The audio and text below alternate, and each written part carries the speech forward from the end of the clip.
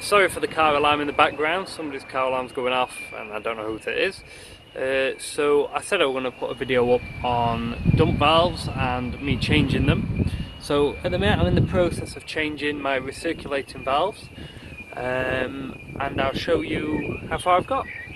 So first of all, take the front cover off, and it shows everything what you've got there. So this is one of the recirculating valves and the other one is through there. I'll have to take more off to get to that one. So what you want to do is take this pipe off first, as so, and then it's really difficult to see, to be honest.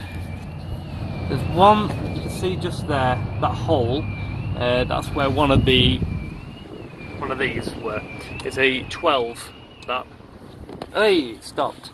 Okay, and there's one on the other side, but to get to it I had to go with a long span a bit through the fan shroud and to the back. So now those two are off. It leaves there's one more pipe, as you can see. It's just holding on there. So once that's off, that is it. Oh, and you can't really see from there. It's like a little pipe on top of it. This is a vacuum pipe. So once they're off, that should come straight off. This is the long-winded bit what nobody actually likes doing. So there's the Jubilee clip. Puts the other pipe on. So all we do at this point is do the inevitable, you know. Put your hand in and just turn. But bear with it, and it will loosen up and you can pull the recirculating valve off. But you can see it's now free. The only thing holding it on is a little pipe at the top. Best thing to do is to get some not snips, but like, you know, long pliers, and because it's old, it's rusted, so that might actually snap. You can hardly see it, but yeah, the clip there around it, that's the only thing holding it on, and then we could put the dump valve on. Recirculation valve is out. I've had to cut the top of that to get it off because it would not budge. So that is the first one out.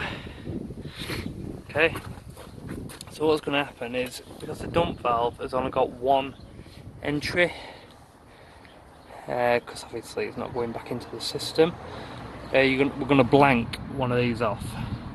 I believe it's this hanging one which we're going to blank off. This one. I think I will double check and then I'll do it. Alright, so now you can see I have taken the pipe off from the top there. I'm just left with that big one. It will go on there because the other one won't fit on that pipe. So I've got these now spare, so I can take that old one off, replace it with a new Jubilee clip, so it's easier for me. Yeah, time to put the dump valve on. So it's going to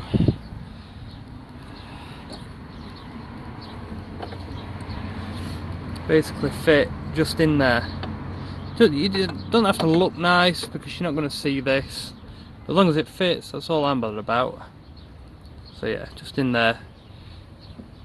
Can't wait to get them on and see what it sounds like. I've just tried starting it up and it's all in. I've had to really tighten that down because the only silicone hose I had was too big, so I've really had to tighten it. This, you've got to blank that part off, and believe it or not, that is a milk top lid. It's a perfect size, so I've siliconed it all around it, I've stuck it on. That goes into, well, it was a Y piece, but I've blanked one end off for now. And that goes into the vacuum part there. There's no vacuum leaks in there, so that is a really good sign.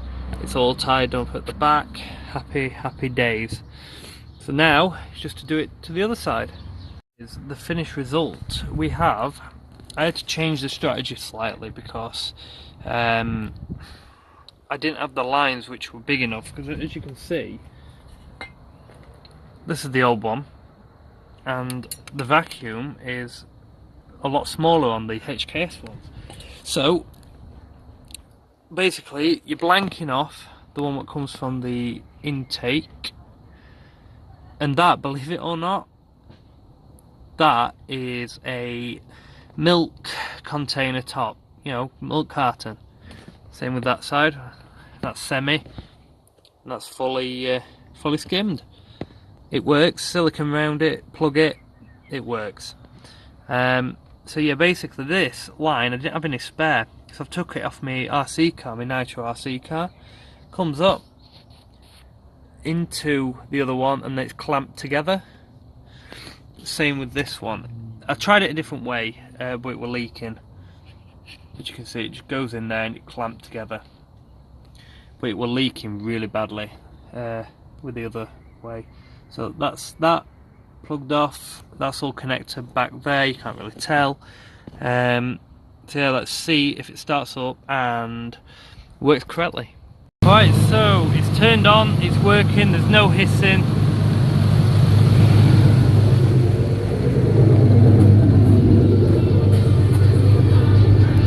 The vacuum is healthy.